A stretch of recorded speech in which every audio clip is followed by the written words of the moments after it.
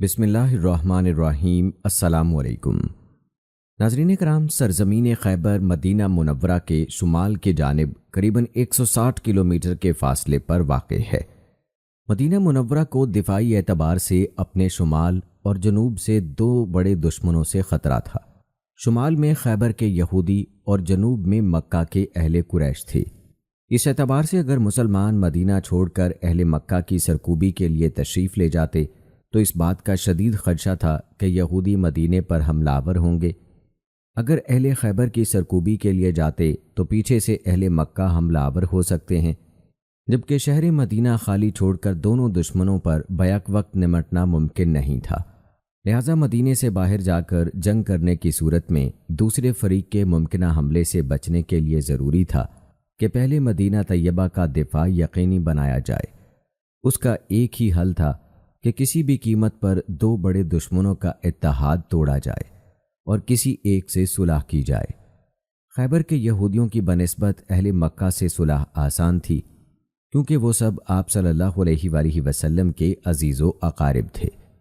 اہل مکہ بھی اندر سے صلح کے خواہاں تھے، کیونکہ غزوہ خندق میں بدترین شکست کے بعد معاشی اعتبار سے وہ بہت کمزور ہو چکے تھے۔ تو ناظرین، غزوہ خیبر کس بنا پر پیش آیا، کیسے پیش آیا، اس حوالے سے آج کی ویڈیو میں آپ کو تفصیلاً آگاہ کریں گے۔ اور ناظرین کرام، غزوہ خیبر میں سیدنا علی رضی اللہ تعالی عنہ کا وہ مشہور واقعہ کہ جس میں ایک دروازے کو انہوں نے ڈھال کے طور پر استعمال کیا، وہ اتنا وزنی دروازہ تھا کہ جس کے بارے میں مورخین کی مختلف آراء ہیں۔ کسی نے لکھا ہے کہ 40 آدمی اس کو ایک وقت میں نہیں اٹھا سکے، کسی نے لکھا ہے کہ 70 آدمی ایک وقت میں بمشکل اس کو اٹھا سکے۔ اس کی کیا حقیقت ہے، آج کی ویڈیو میں آپ کو بتائیں گے۔ اس کے علاوہ ناظرین، ایک یہودی چرواہے کے ایمان لانے کا واقعہ بھی اپنی آج کی ویڈیو میں شامل کریں گے، جس نے کبھی زندگی میں نماز نہیں پڑھی لیکن شہادت کا رتبہ پایا، اور خوش قسمتی اس کی دیکھیے کہ اللہ کے رسول صلی اللہ علیہ وآلہ وسلم نے اپنی چادر مبارک اسے بطور کفن دی۔ اسی طرح ایک عرابی کا اسلام قبول کرنے کا واقعہ بھی آج کی ویڈیو میں شامل کریں گے، جس کی خواہش تھی کہ وہ حلق میں تیر لگنے سے شہید ہو۔ کیسے اللہ تعالیٰ نے اس کی دعا قبول فرمائی اور رسول اکرم صلی اللہ علیہ وآلہ وسلم نے بطور کفن اپنا جبہ مبارک اس کو دیا۔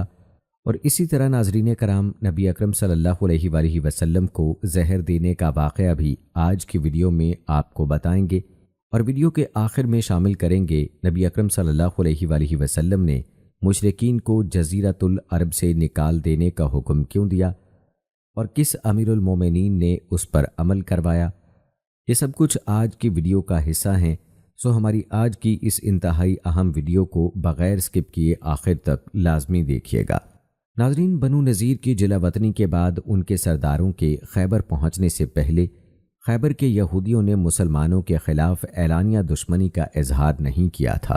ناظرین، مدینہ چھوڑ کر خیبر جانے والے بنو نذیر کے بڑے بڑے سردار سلام بن ابی الحقیق، کنانہ بن ربی بن ابی حقیق، حی بن اخطب نے جب یہ سردار وہاں پہنچے تو تمام خیبر والے ان کے تابع فرمان ہو گئے۔ یہ لوگ مسلمانوں کے خلاف غیظ و غضب سے بھرے ہوئے سینوں کے ساتھ پہنچے تھے۔ جب بھی مسلمانوں سے بدلہ لینے کا موقع ملتا وہ اسے غنیمت سمجھتے۔ ان کا خیال تھا کہ ہم قریش کے قوت اور بعض دوسرے قبائل کی مدد سے دوبارہ مدینہ پہنچ سکتے ہیں۔ چنانچہ انہوں نے قریش اور دوسرے قبائل کو مسلمانوں کے خلاف بھڑکانا شروع کر دیا۔ بالآخر انہیں گھیر گھار کر غزوہ خندق میں لے ہی گئے۔ انہوں نے بنو قریظہ کو بھی مسلمانوں کے خلاف بدعہدی کر کے مشرکین کے ساتھ ملنے پر آمادہ کیا۔ جب اللہ تعالیٰ نے تمام کافر جماعتوں کو ناکام و نامراد کر دیا تو بنو قریظہ کے مسلمانوں کے ہاتھوں بڑی عبرتناک سزا بھگتنا پڑی۔ نبی اکرم صلی اللہ علیہ وآلہ وسلم نے عبداللہ بن عتیق اور ان کے ساتھیوں کو ان کے ایک سردار سلام بن ابی الحقیق کو قتل کرنے بھیجا۔ یہ بنو قریظہ کی جنگ میں سزا سے بچ کر بھاگ گیا تھا۔ بالآخر وہ مارا گیا۔ صلح حدیبیہ نے مسلمانوں کو موقع مہیا کر دیا کہ وہ اس جانب توجہ دیں جو مسلمانوں کے امن کے لیے مستقل خطرہ تھا۔ اللہ تعالیٰ نے مسلمانوں سے وعدہ کر رکھا تھا کہ جب وہ خیبر کے یہودیوں کو شکست دیں گے تو انہیں بہت زیادہ مال غنیمت ملے گا۔ اس کے بارے میں سورہ فتح میں واضح ارشادات موجود ہیں جو حدیبیہ سے واپسی کے موقع پر نازل ہوئی، جس کا ترجمہ ہے یقیناً اللہ مومنین سے راضی ہو گیا جب وہ درخت کے نیچے آپ سے بیعت کر رہے تھے، چنانچہ اس نے جان لیا جو ان کے دلوں میں تھا، اس لیے اس نے ان پر سکینت نازل کی اور انہیں قریبی فتح عطا کی اور بہت سی غنیمتیں جنہیں وہ حاصل کریں گے، اور اللہ ہمیشہ سے زبردست اور حکمت والا ہے۔ اللہ نے تم سے بہت سی غنیمتوں کا وعدہ کیا تھا جنہیں تم حاصل کرو گے، پھر اس نے یہ فتح تو تمہیں فوراً ہی دے دی اور لوگوں کے ہاتھ تم سے روک دیے، اس لیے کہ یہ مومنین کے لیے نشانی بن جائے اور اللہ تمہیں سیدھا راستہ دکھائے۔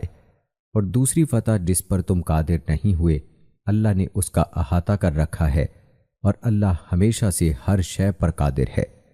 دوستو، اگر غزوہ خیبر کی تاریخ کے حوالے سے بات کی جائے تو مورخ ابن اسحاق کا بیان ہے کہ یہ غزوہ محرم 7 ہجری میں پیش آیا۔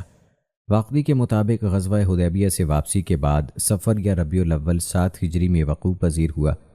ابن سعد کا خیال ہے کہ یہ جمادی الاول 7 ہجری کی بات ہے۔ اسلامی لشکر پورے ایمانی جوش و خروش اور روحانی ولولے سے خیبر کی طرف بڑھا، حالانکہ وہ بخوبی جانتے تھے کہ خیبر کے قلعے بہت مضبوط اور محفوظ ہیں، یہودی سخت جنگجو ہیں اور ان کی جنگی تیاری بھی بھرپور ہے۔ مسلمان نہایت بلند آواز سے اللہ اکبر اور لا الہ الا اللہ کے پرجوش نعرے بلند کرتے جا رہے تھے۔ رسول اللہ صلی اللہ علیہ وآلہ وسلم نے ان سے مطالبہ کیا کہ اپنے آپ پر نرمی کریں اور فرمایا، بے شک تم سمیع اور قریب کو پکار رہے ہو اور وہ تمہارے ساتھ ہے۔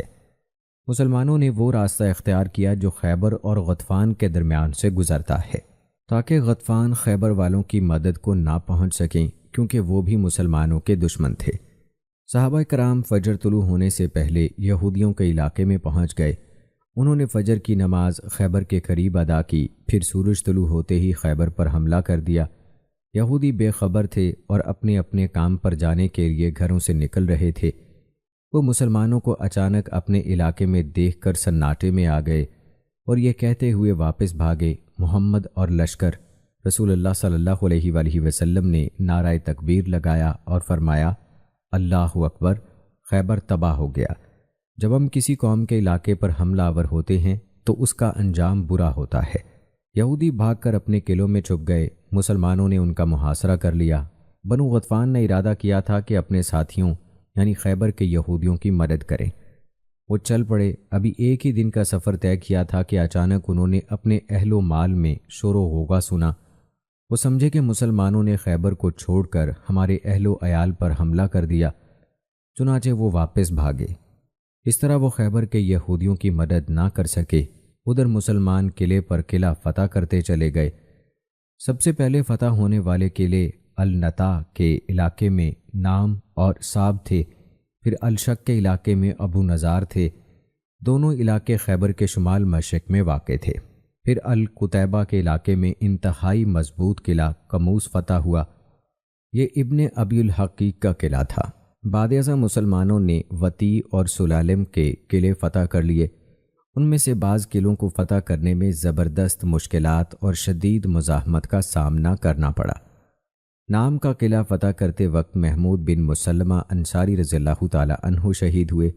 ان کے سر پر مرہب نے قلعے کی بلندی سے چکی کا پارٹ پھینک دیا تھا۔ اس قلعے کی فتح میں 10 دن لگے۔ محاصرے کے وقت ابتدا میں مسلمانوں کے علمبردار حضرت ابو بکر صدیق رضی اللہ تعالی عنہ تھے، لیکن فتح حاصل نہ ہو سکی۔ جب لوگوں کو سخت مشکلات کا سامنا کرنا پڑا تو آپ صلی اللہ علیہ وآلہ وسلم نے فرمایا، کل میں جھنڈا ایسے شخص کو دوں گا جسے اللہ اور اس کے رسول کو محبت ہے، اور اسے اللہ اور اس کے رسول سے محبت ہے، وہ اس وقت تک واپس نہیں لوٹے گا جب تک فتح نصیب نہ ہوگی۔ مسلمان بہت خوش ہوئے۔ اگلے دن آپ صلی اللہ علیہ وآلہ وسلم نے فجر کی نماز پڑھنے کے بعد جھنڈا سیدنا علی رضی اللہ تعالی عنہ کے سپرد کیا۔ اللہ تعالیٰ نے ان کے ہاتھوں فتح دلا دی۔ جس وقت اللہ کے رسول صلی اللہ علیہ وآلہ وسلم نے انہیں جھنڈا دینے کے لیے بلایا، ان کی آنکھیں دکھ رہی تھیں۔ رسول اللہ صلی اللہ علیہ وآلہ وسلم نے ان کی آنکھوں میں اپنا لعاب مبارک ڈالا اور انہیں دعا دی تو وہ ٹھیک ہو گئے۔ جب علی رضی اللہ تعالی عنہ چلنے لگے تو رسول اللہ صلی اللہ علیہ وآلہ وسلم نے انہیں نصیحت فرمائی کہ حملہ کرنے سے پہلے یہودیوں کو اسلام لانے کی دعوت دینا۔ مزید فرمایا، اللہ کی قسم، اللہ تعالیٰ تیرے ہاتھوں کسی ایک آدمی کو بھی ہدایت عطا فرما دے تو یہ تیرے لیے سرخ اونٹوں کی غنیمت سے بہت بہتر ہوگا۔ علی رضی اللہ تعالیٰ عنہ نے پوچھا، اللہ کے رسول، میں ان لوگوں سے کس حد تک لڑائی کروں؟ فرمایا، ان سے لڑائی جاری رکھنا حتیٰ کہ وہ گواہی دیں کہ اللہ کے سوا کوئی برحق معبود نہیں اور محمد اللہ کا رسول ہے۔ جب وہ یہ کام کر لیں گے تو وہ اپنے جان و مال تجھ سے محفوظ کر لیں گے، الا یہ کہ ان کے ذمے کوئی حق بنتا ہو، باقی رہا ان کا حساب کتاب تو وہ اللہ تعالیٰ کے ذمے ہے۔ اس قلعے کے محاصرے کے دوران میں قلعے کا سردار اور یہودیوں کا سورما مرحب قلعے سے نکلا، اس کے ہاتھوں عامر بن عقو رضی اللہ تعالیٰ عنہ شہید ہوئے۔ پھر علی رضی اللہ تعالیٰ عنہ نے اس سے براہ راست مقابلہ کیا اور بالآخر اسے قتل کر ڈالا۔ مرحب کی ہلاکت سے یہودیوں کے حوصلے اور ولولے ماند پڑ گئے، وہ بہت بد دل ہوئے اور بالآخر اس بنا پر شکست کھا گئے۔ حضرت علی رضی اللہ تعالیٰ عنہ کے اس جنگ میں نہایت عظیم مہیر العقول کارنامے بیان کیے جاتے ہیں جو سخت ضعیف ہیں۔ ابن اسحاق نے رسول اللہ صلی اللہ علیہ وآلہ وسلم کے آزاد کردہ غلام ابو رافع رضی اللہ تعالیٰ عنہ سے روایت نقل کی ہے کہ علی رضی اللہ تعالیٰ عنہ قلعے کے قریب پہنچے تو قلعے والے مقابلے کے لیے باہر نکلے۔ علی رضی اللہ تعالیٰ عنہ نے ان سے لڑائی شروع کر دی۔ ایک یہودی نے تلوار کا زوردار وار کیا تو ان کی ڈھال دور جا گری۔ علی رضی اللہ تعالیٰ عنہ نے فوراً قلعے کے پاس پڑا ہوا ایک دروازہ اٹھا لیا اور اسے بطور ڈھال استعمال کرتے رہے۔ دروازہ ان کے ہاتھ ہی میں رہا حتیٰ کہ اللہ تعالیٰ نے اس قلعے پر فتح عطا فرما دی۔ جب علی رضی اللہ تعالیٰ عنہ جنگ سے فارغ ہوئے تب انہوں نے وہ دروازہ اپنے ہاتھوں سے پھینکا۔ راوی ابو رافع کا کہنا ہے، مجھے اچھی طرح یاد ہے کہ ہم 8 آدمیوں نے اس دروازے کو پلٹنے کے لیے پورا زور لگایا، لیکن ہم مل کر بھی اسے پلٹ دینے میں ناکام رہے۔ امام بہقی رحمہ اللہ نے غزوہ خیبر کے متعلق علی رضی اللہ تعالیٰ عنہ کا دروازے والا قصہ 2 متصل سندوں کے ساتھ جابر رضی اللہ تعالیٰ عنہ کے واسطے سے بیان کیا ہے۔ پہلی سند کے الفاظ یہ ہیں کہ علی رضی اللہ تعالیٰ عنہ نے وہ دروازہ اٹھائے رکھا حتیٰ کہ مسلمانوں نے اسی دروازے پر چڑھ کر قلعہ فتح کیا۔ بعد میں 40 آدمی مل کر بھی وہ دروازہ نہ اٹھا سکے۔ دوسری سند کے الفاظ یہ ہیں کہ بعد میں 70 آدمیوں نے مل کر وہ دروازہ بڑی مشکل سے اس کی اصل جگہ پر رکھا۔ قلعہ نام کی فتح کے بعد مسلمان قلعہ صوب بن معاذ کی طرف متوجہ ہوئے۔ مسلمانوں کے علمبردار حباب بن منظر نے خوب داد شجاعت دی حتیٰ کہ 3 دن ہی میں فتح ہو گیا۔ اس قلعے میں مسلمانوں کو بڑی مقدار میں غلہ اور ساز و سامان ہاتھ لگا۔ اس دن غذائی قلت کی وجہ سے مسلمانوں کو کھانے پینے کی بڑی تنگی اور پریشانی تھی۔ اس کے بعد مسلمان قلعہ زبیر کی طرف چل دیے۔ نام، صوب اور فتح ہو جانے والے دیگر قلعوں سے بھاگنے والے یہودی اسی قلعے میں چھپ گئے تھے۔ مسلمانوں نے اس قلعے کا بھی محاصرہ کر لیا اور پانی کا رابطہ منقطع کر دیا۔ یہودی مجبور ہو گئے اور مقابلے کے لیے باہر نکل آئے۔ بالآخر 3 دن کے بعد انہیں بھی شکست فاش کا مزہ چکھنا پڑا۔ اس قلعے کی فتح کے ساتھ ہی مسلمانوں کو علاقہ النطاط پر مکمل غلبہ حاصل ہو گیا۔ یہی وہ علاقہ تھا جس میں یہودیوں کی اصل جنگی قوت جمع تھی۔ پھر مسلمان علاقہ الشق کے قلعوں کی طرف متوجہ ہوئے۔ سب سے پہلے انہوں نے قلعہ ابی فتح کیا۔ اس قلعے سے بعض جنگجو یہودی بھاگ کر قلعہ نزار میں پناہ گزین ہو گئے۔ مسلمان بھی ان کا تعقب کرتے ہوئے وہیں پہنچ گئے اور ان کا محاصرہ کر لیا۔ بالآخر یہ قلعہ بھی مسلمانوں کے زیر نگیں آ گیا۔ جو ہی یہ قلعہ فتح ہوا، علاقہ الشق کے دوسرے قلعوں سے سارے یہودی نکل بھاگے اور سب سے مضبوط قلعوں قموس، وطی اور سلالم میں اکٹھے ہو گئے۔ مسلمانوں نے 14 دن تک ان کا محاصرہ جاری رکھا۔ آخر کار وہ صلح کی درخواست کرنے پر مجبور ہو گئے۔ اس طرح خیبر شدید جنگ کے بعد فتح ہوا۔ بخاری، مسلم اور ابو داؤد شریف کی روایات میں صراحت کے ساتھ ہے کہ رسول اللہ صلی اللہ علیہ وآلہ وسلم نے خیبر پر حملہ کیا اور زبردست مقابلے کے بعد اسے فتح کر لیا۔ رسول اللہ صلی اللہ علیہ وآلہ وسلم خیبر کی فتح سے فارغ ہوئے تو اللہ تعالیٰ نے فدق کے یہودیوں کے دلوں میں بھی مسلمانوں کا رعب ڈال دیا۔ فدق خیبر کے شمال میں واقع ہے۔ اہل فدق نے رسول اللہ صلی اللہ علیہ وآلہ وسلم کو مصالحت کا پیغام بھیجا کہ ہم آپ کو فدق کے نصف پیداوار ادا کیا کریں گے۔ آپ صلی اللہ علیہ وآلہ وسلم نے ان کی یہ درخواست منظور کر لی۔ اس طرح فدق مال غنیمت کی بجائے خالص رسول اللہ صلی اللہ علیہ وآلہ وسلم کی ملکیت قرار پایا، کیونکہ یہ بغیر کسی جنگی کارروائی کے فتح ہوا تھا اور مسلمانوں کو اس کے لیے کوئی تگ و تاز کرنے کی ضرورت پیش نہیں آئی تھی۔ خیبر کی مختلف جنگوں میں 93 یہودی قتل ہوئے، ان کی عورتیں اور بچے قیدی بنا لیے گئے۔ ان عورتوں میں صفیہ بنت ہوئی بن اخطب بھی تھی، جنہیں رسول اللہ صلی اللہ علیہ وآلہ وسلم نے دہیہ رضی اللہ تعالی عنہ سے خریدا تھا، کیونکہ یہ ان کے حصے میں آئی تھیں۔ آپ صلی اللہ علیہ وآلہ وسلم نے انہیں خرید کر آزاد کیا اور ان سے نکاح کر لیا۔ مدینہ منورہ واپسی کے دوران راستے ہی میں آپ صلی اللہ علیہ وآلہ وسلم نے ان کے ساتھ رات گزاری۔ اس رات ابو ایوب انصاری رضی اللہ تعالی عنہ رضاکارانہ طور پر آپ صلی اللہ علیہ وآلہ وسلم کے خیمے کے باہر پہرا دے رہے تھے۔ مسلمانوں میں سے ابن اسحاق کے مطابق 20 آدمی اور واقعے کے بقول 15 آدمی شہید ہوئے۔ شہید ہونے والوں میں بکریوں کا ایک حبشی چرواہا بھی تھا، وہ کسی یہودی کا نوکر تھا۔ ہوا یہ کہ جب رسول اللہ صلی اللہ علیہ وآلہ وسلم نے خیبر کے ایک قلعے کا محاصرہ کیا ہوا تھا تو یہ شخص آپ کے پاس پہنچا، اس کے ساتھ وہ بکریاں بھی تھیں جنہیں وہ چرا رہا تھا۔ اس نے آپ سے درخواست کی کہ مجھے اسلام سے آگاہ فرمائیں۔ آپ صلی اللہ علیہ وآلہ وسلم نے اسے اسلامی تعلیمات بتائیں تو وہ مسلمان ہو گیا۔ اس نے آپ صلی اللہ علیہ وآلہ وسلم سے بکریوں کے متعلق پوچھا کہ ان کا کیا کرے؟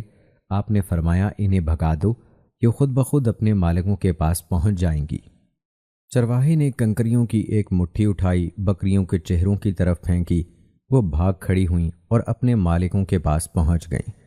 پھر وہ جہاد میں حصہ لینے کے لیے آگے بڑھا، اچانک اسے ایک پتھر آ لگا جس کی ضرب سے اس کی روح پرواز کر گئی اور وہ درجہ شہادت پر فائز ہو گیا، حالانکہ اس نے ابھی تک ایک نماز بھی نہیں پڑھی تھی۔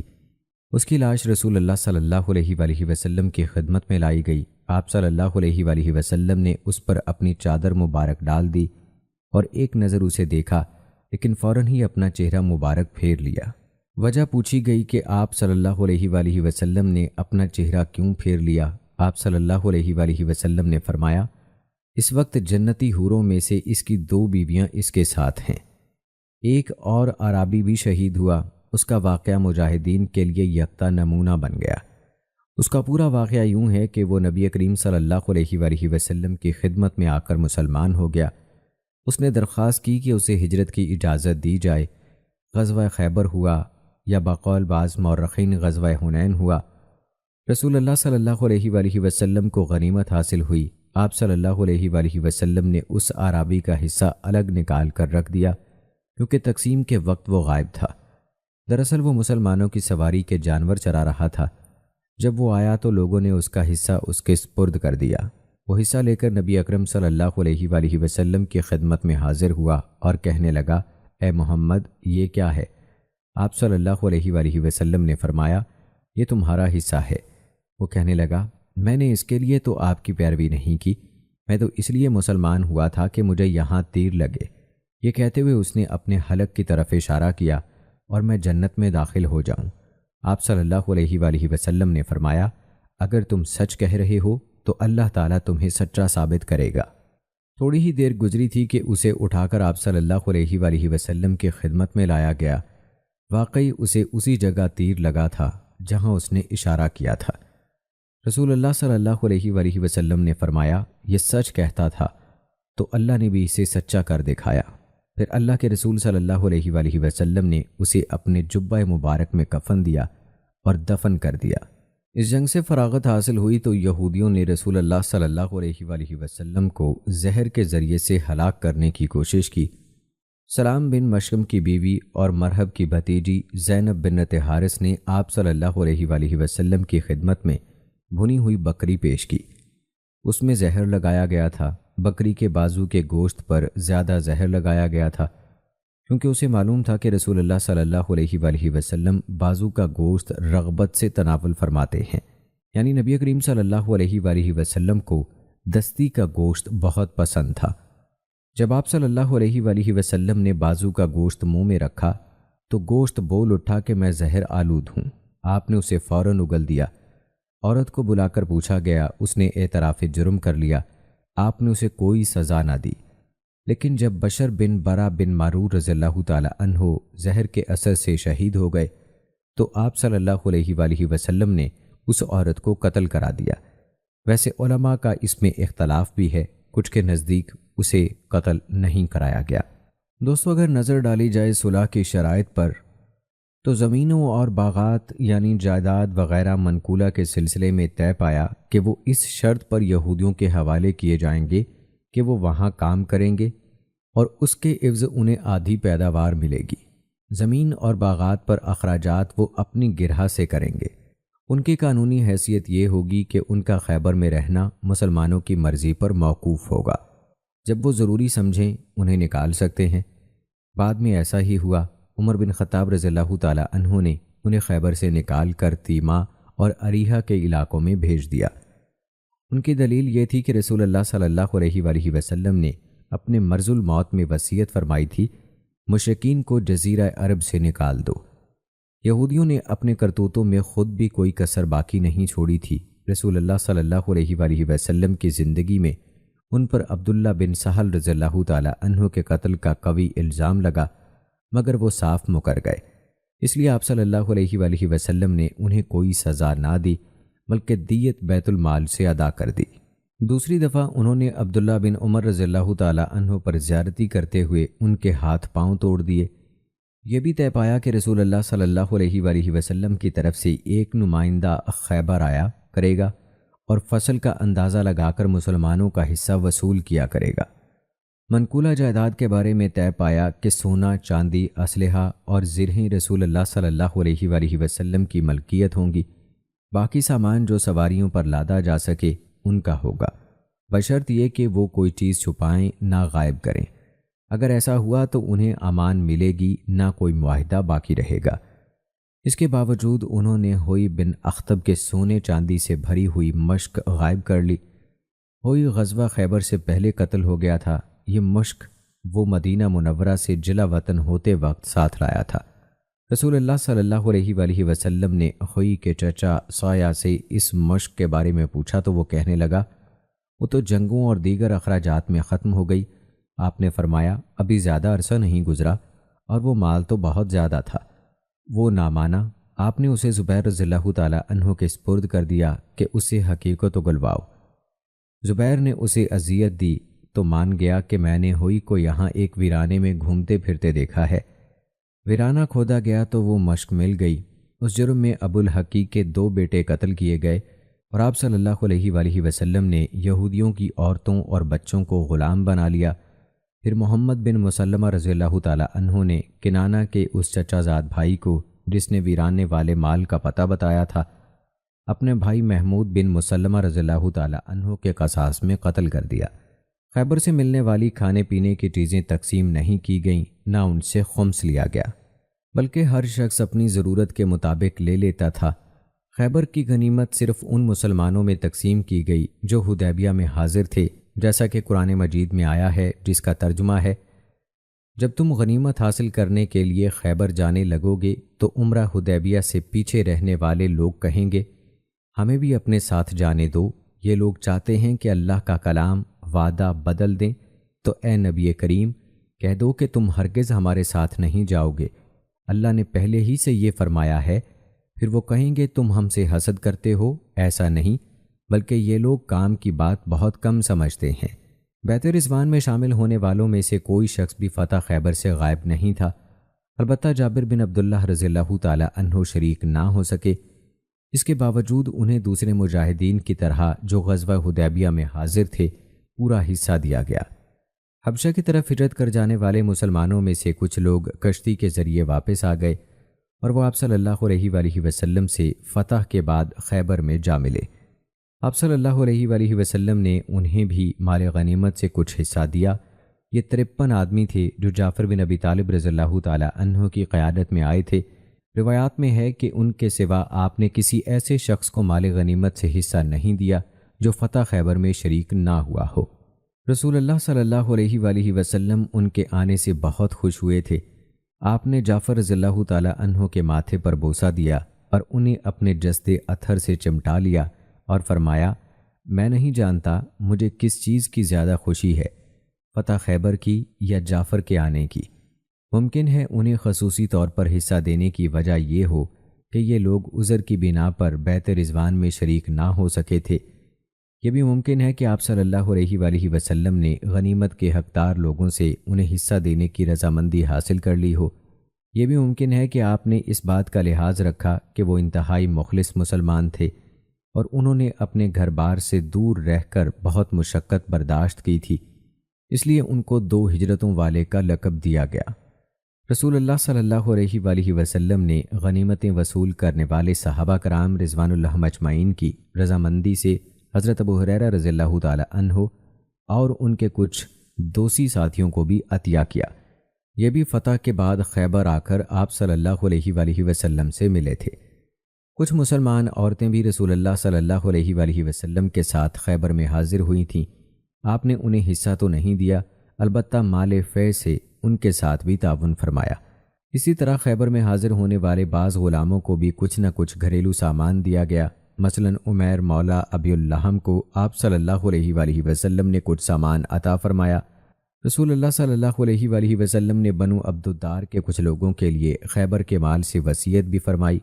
مورخ ابن اسحاق نے ان لوگوں کے نام بھی لکھے ہیں۔ دوستو، کفار قریش خیبر کے یہودیوں کے ساتھ مسلمانوں کی مارکہ آرائی کی خبریں بڑی دلچسپی سے معلوم کر رہے تھے۔ وہ آنے جانے والے قافلوں سے جنگ کا نتیجہ پوچھتے رہتے تھے۔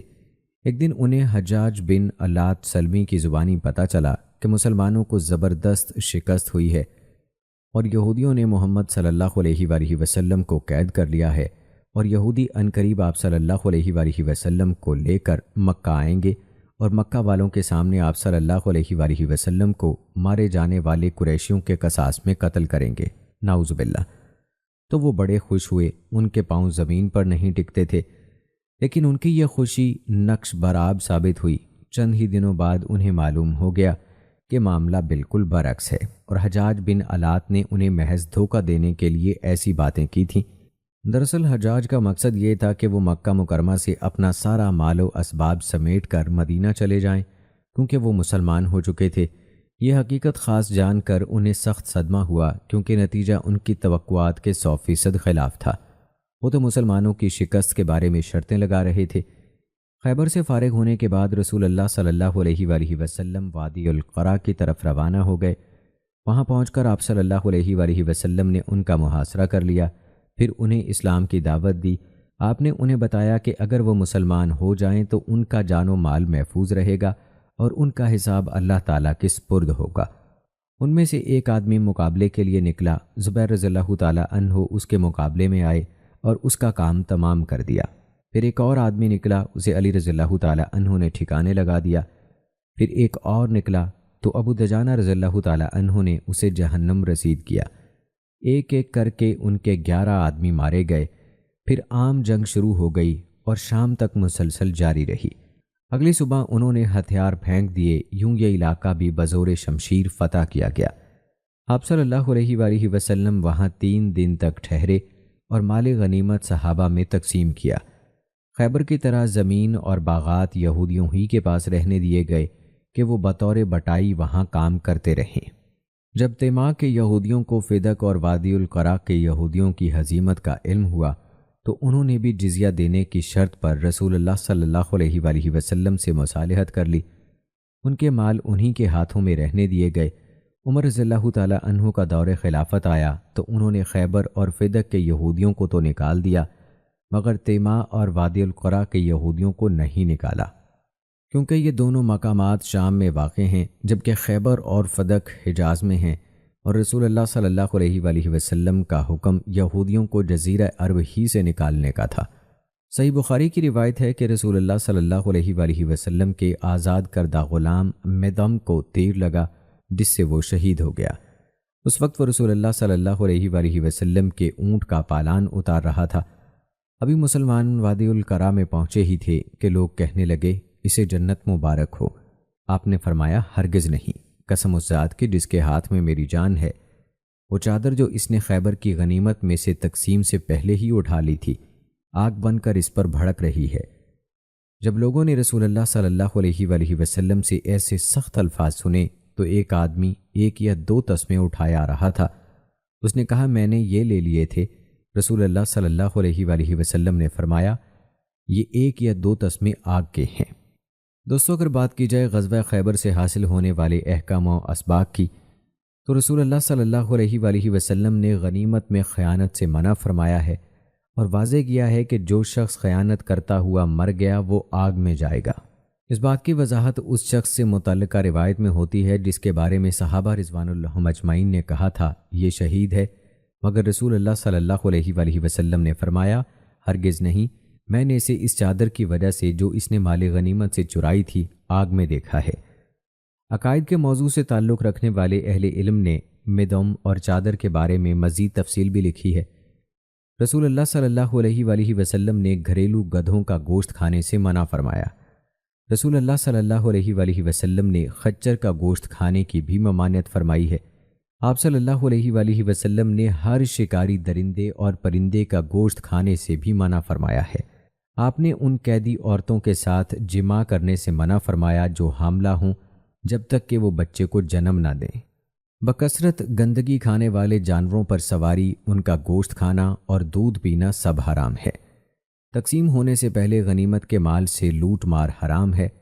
اللہ تعالیٰ نے اپنے نبی کریم صلی اللہ علیہ وآلہ وسلم کی نبوت کے اثبات اور عبرت عام کے لیے بعض معجزات ظاہر فرمائے، مثلا علی رضی اللہ تعالیٰ عنہ کی آنکھوں پر لعاب مبارک لگانے کا واقعہ اور بکری کے زہر آلود گوشت کا آپ کو بتا دینا کہ میں زہر آلود ہوں۔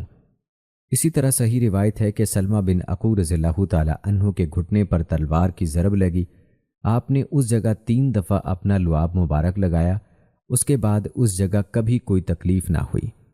حبشہ سے آنے والے مہاجرین کو کچھ حصہ دینے کی روایت سے پتہ چلتا ہے کہ اگر کوئی اضافی لشکر مرد کے لیے آئے اور وہ جنگ کے بعد پہنچے تو انہیں مال غنیمت سے حصہ نہیں ملے گا، البتہ لڑائی کرنے والے لشکر کی رضامندی اور اجازت سے کچھ دیا جا سکتا ہے۔ باغ اور کھیت بٹائی پر دینا جائز ہے، یعنی محنت کرنے والے کو اسی باغ یا کھیت کی پیداوار سے معین حصہ دینا طے کر لیا جائے۔ یہ مشاورت اور مزاربت کی ایک صورت ہے۔ جو شخص مزاربت کو تو جائز سمجھتا ہے مگر مزارت یعنی بٹائی پر زمین یا باغ دینے کو جائز نہیں سمجھتا، وہ گویا ایک جیسی 2 چیزوں میں فرق کر رہا ہے، اس کا یہ عمل ٹھیک نہیں۔ بٹائی کی صورت میں ضروری نہیں کہ بیج یا دوسرے اخراجات مالک زمین کی طرف سے ہوں، کیونکہ رسول اللہ صلی اللہ علیہ وآلہ وسلم نے یہودیوں کو صرف زمین سپرد کی تھی، باقی ہر قسم کے اخراجات انہی کے ذمے تھے۔ درخت پر لگے پھل یا کھیت میں کھڑی فصل کے غلے کا اندازہ لگانا اور پھر اس میں سے اندازے کے مطابق حصہ وصول کرنا جائز ہے۔ تقسیم اور بیع میں فرق ہے، ضروری نہیں کہ اندازہ لگانے یا تقسیم کرنے والے ایک سے زیادہ ہوں، ایک فرد بھی کافی ہے۔ دشمن کے ساتھ جائز مصالحت درست ہے، البتہ امیر المومنین جب چاہے اسے قلعدم کر سکتا ہے۔ دشمن کے ساتھ صلح کو کسی شرط سے مشروط کیا جا سکتا ہے۔ رسول اللہ صلی اللہ علیہ وآلہ وسلم نے یہودیوں سے معاہدہ کرتے وقت یہ شرط عائد کی تھی کہ نہ وہ کوئی چیز غالب کریں گے نہ چھپائیں گے۔ خزانے سے بھری ہوئی مشق کا واقعہ اس کی واضح دلیل ہے۔ احکام میں قرائن اور علامات بھی معتبر ہیں۔ نبی کریم صلی اللہ علیہ وآلہ وسلم نے کنانہ سے فرمایا تھا وہ مال بہت زیادہ تھا، ابھی وقت اتنا نہیں گزرا۔ آپ صلی اللہ علیہ وآلہ وسلم نے یہ فرمایا کہ اس کے اس جھوٹ کو ثابت کرنا چاہا کہ وہ مال تو جنگوں اور دیگر اخراجات میں ختم ہو گیا، اگر درپیش حالت کا تقاضا ہو تو ذمیوں کو دارالاسلام سے نکالا جا سکتا ہے۔ عمر رضی اللہ تعالیٰ عنہ نے اپنے دور خلافت میں خیبر کے یہودیوں کو نکال دیا تھا۔ خیبر کے یہودیوں سے جزیہ نہ لینے کی وجہ یہ نہیں کہ وہ ذمی نہیں تھے، بلکہ اس وقت تک جزیے کا حکم نازل نہیں ہوا تھا۔ اگر ذمیوں کی طرف سے عہد کے خلاف ورزی کی بنا پر معاہدہ ٹوٹ جائے تو اس کا اثر عورتوں اور بچوں پر بھی پڑے گا۔ ایسی صورت میں اگر چند افراد نقض عہد میں جبراً شریک نہ ہوں مگر اپنی قوم ہی کا ساتھ دیں تو انہیں بھی خلاف ورزی کرنے والا سمجھا جائے گا، بالخصوص جب کہ خلاف ورزی کرنے والے معزز اور سردار لوگ ہوں، جیسا کہ کنانہ اور ابی الحقیق کے 2 بیٹوں کے واقعے سے ظاہر ہے۔ البتہ جب خلاف ورزی کرنے والا کوئی عام فرد ہو اور باقی افراد اس کا ساتھ نہ دیں تو اس خلاف ورزی کا اثر اس کے بیوی بچوں پر بھی نہیں پڑے گا۔ آدمی کو حق ہے کہ اپنی لونڈی کو آزاد کر کے اس سے نکاح کر لے اور اسے بیوی بنا لے اور اس کی آزادی ہی کو اس کا حق مہر قرار دے۔ ایسے نکاح میں لونڈی کی رضامندی، اس کے اولیاء کی اجازت اور گواہوں کی ضرورت نہیں، بلکہ لفظ نکاح اور ایجاب و قبول بھی ضروری نہیں۔ مزید برآں سفر کے دوران میں رخصتی اور بیوی کے ساتھ شب بسری بھی جائز ہے۔ یہ سب کچھ رسول اللہ صلی اللہ علیہ وآلہ وسلم اور حضرت صفیہ رضی اللہ تعالی عنہا کے نکاح سے صاف ظاہر ہے۔ اپنے آپ پر یا کسی دوسرے پر جھوٹ بولنا جنگ میں اس شرط کے ساتھ جائز ہے کہ اس دوسرے شخص کو اس جھوٹ سے کوئی نقصان نہ پہنچتا ہو، بشرط یہ کہ اس کا مقصد اپنا حق حاصل کرنا ہو۔ اگر کوئی شخص کسی کو زہر دے کر مار دے تو اسے قصاص میں قتل کیا جا سکتا ہے۔ اہل کتاب کا ذبح کیا ہوا جانور اور پکا ہوا کھانا جائز اور تحفہ بھی قبول کیا جا سکتا ہے۔ جو علاقہ بزور شمشیر فتح کیا جائے اس کے بارے میں امیر المومنین کو اختیار ہے، چاہے مجاہدین میں تقسیم کر دے، چاہے سرکاری ملکیت میں رہنے دے، اور چاہے تو کچھ زمین تقسیم کر دے اور باقی سرکاری ملکیت میں رکھے۔ حرمت والے مہینے میں کافروں کو قتل کیا جا سکتا ہے، اور جن کفار و مشرکین کو دعوت اسلام دی جا چکی ہو انہیں بغیر تنبیہ و اطلاع حملے کا نشانہ بنایا جا سکتا ہے۔ مال غنیمت غانمین میں برابر برابر تقسیم کیا جائے گا۔ از قبیل غنیمت کھانے پینے کی چیزیں تقسیم سے پہلے بھی بوقت ضرورت اور بقدر ضرورت انفرادی طور پر استعمال کی جا سکتی ہیں، تاہم انہیں ذخیرہ نہیں کیا جا سکتا، نہ کسی دوسری جگہ منتقل کیا جا سکتا ہے۔ دوستو، کچھ مورخین نے غزوہ خیبر کو کچھ اس انداز میں اور کچھ ان الفاظ میں بھی بیان کیا ہے۔ آئیے آپ کو ان مورخین کے مطابق بھی غزوہ خیبر کے واقعے کو بیان کرتے ہیں۔ دوستو، بنو نذیر کی جلا وطنی کے بعد ان کے سرداروں کے خیبر پہنچنے سے پہلے خیبر کے یہودیوں نے مسلمانوں کے خلاف اعلانیہ دشمنی کا اظہار نہیں کیا تھا۔ ہم پچھلی ویڈیوز میں آپ کو بتا چکے ہیں کہ مدینہ چھوڑ کر خیبر جانے والے بنو نذیر کے بڑے بڑے سردار سلام بن ابی الحقیق، کنانہ بن ربی بن الابی حقیق اور ہوئی بن اخطب نے جب یہ سردار وہاں پہنچے تو تمام خیبر والے ان کے تابع فرمان ہو گئے۔ یہ لوگ مسلمانوں کے خلاف غیظ و غضب سے بھرے ہوئے سینوں کے ساتھ پہنچے تھے۔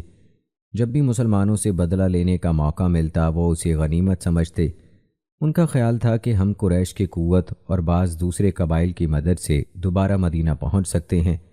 چنانچہ انہوں نے قریش اور دوسرے قبائل کو مسلمانوں کے خلاف بھڑکانا شروع کر دیا۔ بالآخر انہیں گھیر گھار کر غزوہ خندق میں لے ہی گئے۔ انہوں نے بنو قریظہ کو بھی مسلمانوں کے خلاف بدعہدی کر کے مشرکین کے ساتھ ملنے پر آمادہ کیا۔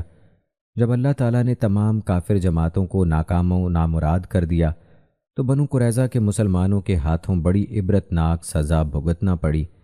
رسول اکرم صلی اللہ علیہ وآلہ وسلم نے عبداللہ بن عتیق اور ان کے ساتھیوں کو ان کے ایک سردار سلام بن ابی الحقیق کو قتل کرنے بھیجا۔ یہ بنو قریظہ کی جنگ میں سزا سے بچ کر بھاگ گیا تھا۔ بالآخر وہ مارا گیا۔ صلح حدیبیہ نے مسلمانوں کو موقع مہیا کر دیا کہ وہ اس جانب توجہ دیں جو مسلمانوں کے امن کے لیے مستقل خطرہ تھا۔ اللہ تعالیٰ نے مسلمانوں سے وعدہ کر رکھا تھا کہ جب وہ خیبر کے یہودیوں کو شکست دیں گے تو انہیں بہت زیادہ مال غنیمت ملے گا۔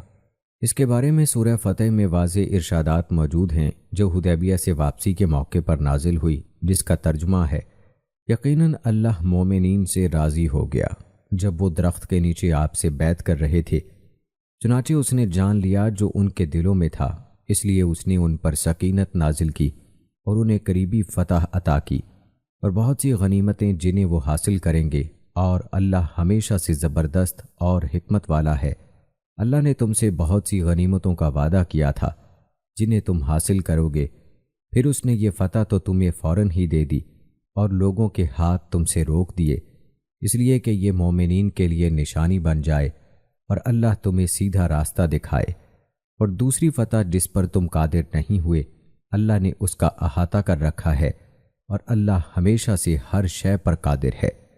دوستو، اگر غزوہ خیبر کی تاریخ کے حوالے سے بات کی جائے تو مورخ ابن اسحاق کا بیان ہے کہ یہ غزوہ محرم 7 ہجری میں پیش آیا۔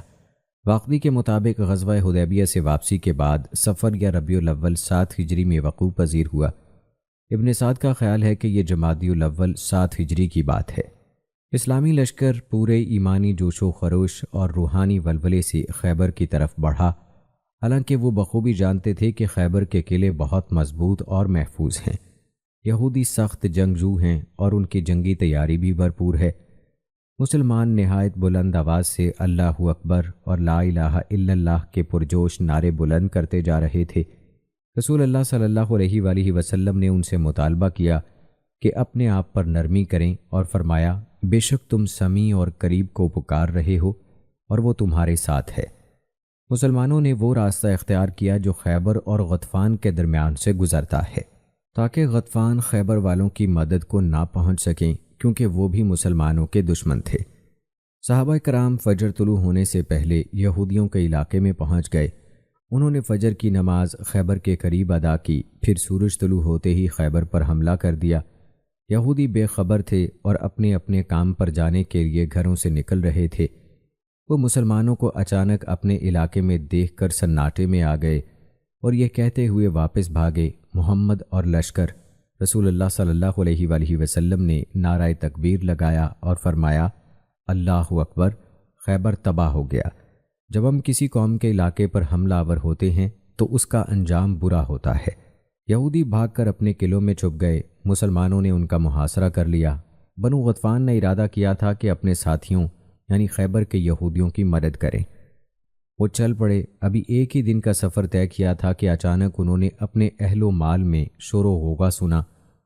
وہ سمجھے کہ مسلمانوں نے خیبر کو چھوڑ کر ہمارے اہل و عیال پر حملہ کر دیا، چنانچہ وہ واپس بھاگے۔ اس طرح وہ خیبر کے یہودیوں کی مدد نہ کر سکے۔ ادھر مسلمان قلعے پر قلعہ فتح کرتے چلے گئے۔ سب سے پہلے فتح ہونے والے قلعے النتا کے علاقے میں نام اور صاب تھے، پھر الشق کے علاقے میں ابو نظار تھے۔ دونوں علاقے خیبر کے شمال مشرق میں واقع تھے۔ پھر القتیبہ کے علاقے میں انتہائی مضبوط قلعہ قموس فتح ہوا۔ یہ ابن ابی الحقیق کا قلعہ تھا۔ بعد ازاں مسلمانوں نے وطی اور سلالم کے قلعے فتح کر لیے۔ ان میں سے بعض قلعوں کو فتح کرنے میں زبردست مشکلات اور شدید مزاحمت کا سامنا کرنا پڑا۔ نام کا قلعہ فتح کرتے وقت محمود بن مسلمہ انصاری رضی اللہ تعالی عنہ شہید ہوئے۔ ان کے سر پر مرہب نے قلعے کی بلندی سے چکی کا پاٹ پھینک دیا تھا۔ اس قلعے کی فتح میں 10 دن لگے۔ محاصرے کے وقت ابتدا میں مسلمانوں کے علمبردار حضرت ابو بکر صدیق رضی اللہ تعالی عنہ تھے، لیکن فتح حاصل نہ ہو سکی۔ جب لوگوں کو سخت مشکلات کا سامنا کرنا پڑا تو آپ صلی اللہ علیہ وآلہ وسلم نے فرمایا، کل میں جھنڈا ایسے شخص کو دوں گا جسے اللہ اور اس کے رسول کو محبت ہے، اور اسے اللہ اور اس کے رسول سے محبت ہے، وہ اس وقت تک واپس نہیں لوٹے گا جب تک فتح نصیب نہ ہوگی۔ مسلمان بہت خوش ہوئے۔ اگلے دن آپ صلی اللہ علیہ وآلہ وسلم نے فجر کی نماز پڑھنے کے بعد جھنڈا سیدنا علی رضی اللہ تعالی عنہ کے سپرد کیا۔ اللہ تعالیٰ نے ان کے ہاتھوں فتح دلا دی۔ جس وقت اللہ کے رسول صلی اللہ علیہ وآلہ وسلم نے انہیں جھنڈا دینے کے لیے بلایا، ان کی آنکھیں دکھ رہی تھیں۔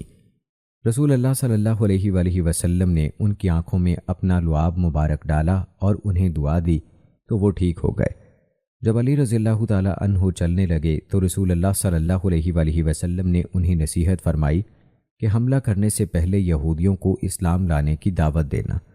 مزید فرمایا، اللہ کی قسم، اللہ تعالیٰ تیرے ہاتھوں کسی ایک آدمی کو بھی ہدایت عطا فرما دے تو یہ تیرے لیے سرخ اونٹوں کی غنیمت سے بہت بہتر ہوگا۔ علی رضی اللہ تعالی عنہ نے پوچھا، اللہ کے رسول، میں ان لوگوں سے کس حد تک لڑائی کروں؟ فرمایا، ان سے لڑائی جاری رکھنا حتیٰ کہ وہ گواہی دیں کہ اللہ کے سوا کوئی برحق معبود نہیں اور محمد اللہ کا رسول ہے۔ جب وہ یہ کام کر لیں گے تو وہ اپنے جان و مال تجھ سے محفوظ کر لیں گے، الا یہ کہ ان کے ذمے کوئی حق بنتا ہو۔ باقی رہا ان کا حساب کتاب تو وہ اللہ تعالیٰ کے ذمے ہے۔ اس قلعے کے محاصرے کے دوران میں قلعے کا سردار اور یہودیوں کا سورما مرہب قلعے سے نکلا۔ اس کے ہاتھوں عامر بن عقور رضی اللہ تعالی عنہ شہید ہوئے۔ پھر علی رضی اللہ تعالی عنہ نے اس سے براہ راست مقابلہ کیا اور بالآخر اسے قتل کر ڈالا۔ مرہب کی ہلاکت سے یہودیوں کے حوصلے اور ولولے ماند پڑ گئے۔ وہ بہت بد دل ہوئے اور بالآخر اس بنا پر شکست کھا گئے۔ حضرت علی رضی اللہ تعالی عنہ کے اس جنگ میں نہایت عظیم مہیر العقول کارنامے بیان کیے جاتے ہیں جو سخت ضعیف ہیں۔ ابن اسحاق نے نبی اکرم صلی اللہ علیہ وآلہ وسلم کے آزاد کردہ غلام ابو رافع رضی اللہ تعالی عنہ سے روایت نقل کی ہے کہ حضرت علی رضی اللہ تعالیٰ عنہ قلعے کے قریب پہنچے تو قلعے والے مقابلے کے لیے باہر نکلے۔ سیدنا علی رضی اللہ تعالیٰ عنہ نے ان سے لڑائی شروع کر دی۔ ایک یہودی نے تلوار کا زوردار وار کیا تو ان کی ڈھال دور جا گری۔ سیدنا علی رضی اللہ تعالیٰ عنہ نے فوراً قلعے کے پاس پڑا ہوا ایک دروازہ اٹھا لیا اور اسے بطور ڈھال استعمال کرتے رہے۔ دروازہ ان کے ہاتھ میں رہا حتیٰ کہ اللہ تعالیٰ نے اس قلعے پر فتح عطا فرما دی۔ جب سیدنا علی رضی اللہ تعالیٰ عنہ جنگ سے فارغ ہوئے تب انہوں نے وہ دروازہ اپنے ہاتھوں سے پھینکا۔ راوی ابو رافع کا کہنا ہے، مجھے اچھی طرح یاد ہے کہ ہم 8 آدمیوں نے اس دروازے کو پلٹنے کے لیے پورا زور لگایا، لیکن ہم مل کر بھی اسے پلٹ دینے میں ناکام رہے۔ حضرت امام بہقی رحمہ اللہ نے غزوہ خیبر کے متعلق سیدنا علی رضی اللہ تعالیٰ عنہ کا دروازے والا قصہ 2 متصل سندوں کے ساتھ حضرت جابر رضی اللہ تعالیٰ عنہ کے واسطے سے بیان کیا ہے۔ پہلی سند کے الفاظ یہ ہیں کہ سیدنا علی رضی اللہ تعالیٰ عنہ نے وہ دروازہ اٹھائے رکھا حتیٰ کہ مسلمانوں نے اسی دروازے پر چڑھ کر غزوہ خیبر کو فتح کیا۔ بعد میں 40 آدمی مل کر بھی وہ دروازہ نہ اٹھا سکے۔ دوسری سند کے الفاظ یہ ہیں کہ بعد میں 70 آدمیوں نے مل کر وہ دروازہ بڑی مشکل سے اس کی اصل جگہ پر رکھا۔ ناظرین، قلعہ قاموس وہ قلعہ ہے جس میں مشہور زمانہ یہودی پہلوان مرہب سیدنا علی رضی اللہ تعالیٰ عنہ کے ہاتھوں واصل جہنم ہوا۔ بعض علماء نے لکھا ہے کہ مرہب اور حضرت علی رضی اللہ تعالیٰ عنہ کا مقابلہ قلعہ قاموس میں ہوا تھا، تاہم اکثریت کے نزدیک یہ مقابلہ قلعہ نام میں ہی ہوا تھا۔ دوسرا قلعہ الصوب سیدنا حباب بن منظر رضی اللہ تعالیٰ عنہ کے ہاتھوں فتح ہوا۔ تیسرا قلعہ سیدنا زبیر رضی اللہ تعالیٰ عنہ کے ہاتھوں فتح ہوا۔ اس کے بعد خطہ شق کے 2 قلعے اور خطہ قتیبہ کے 3 قلعے بھی یکے بعد دیگرے فتح ہو گئے۔ یوں خیبر کا سارا زرخیز ترین علاقہ اب مسلمانوں کے تصرف میں آ چکا تھا۔ اس جنگ میں 16 مسلمان شہید جبکہ 93 یہودی قتل ہوئے۔ تو ناظرین کرام، یہ تھا تذکرہ غزوہ خیبر کا۔ امید کرتے ہیں کہ آپ کو ہماری آج کی یہ ویڈیو پسند آئی ہوگی۔ ہماری آج کی اس ویڈیو کے متعلق اپنی رائے کا اظہار کمنٹ باکس میں لازمی کیجیے گا۔ اگر آپ نے ابھی تک ہمارا چینل سبسکرائب نہیں کیا ہے تو ابھی سبسکرائب کر لیں، ساتھ میں بیل نوٹیفیکیشن کو بھی ضرور آن کر لیجیے گا تاکہ لیٹسٹ اپلوڈ ہونے والی ویڈیوز کا نوٹیفیکیشن آپ کو بر وقت ملتا رہے۔ مجھے اگلی ویڈیو تک اجازت دیں۔ فی امان اللہ۔